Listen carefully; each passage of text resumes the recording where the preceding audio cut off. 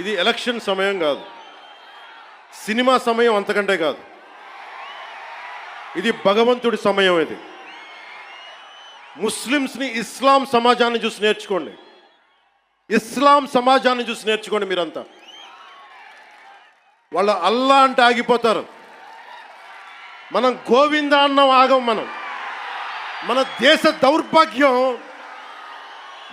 దౌర్భాగ్యం మనం హైందవ ధర్మానికి మన గౌరవం ఇవ్వం. సినిమా హీరోలకి, నేను కూడా సినిమా హీరోనే, ఎప్పుడు గౌరవం ఇవ్వాలి, ఎప్పుడు చప్పట్లు కొట్టాలి, అది నేర్చుకోవాలి.